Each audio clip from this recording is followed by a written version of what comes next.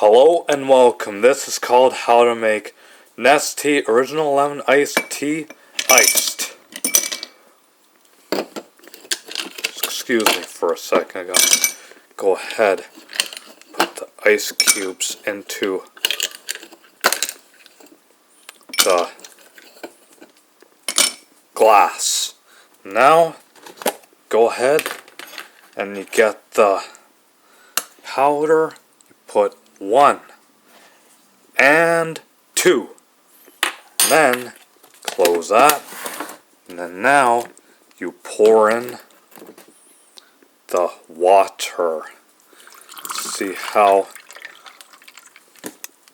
fill up the water. And here is your iced Nestea original lemon iced tea. Enjoy it, have fun with it, and thank you for watching.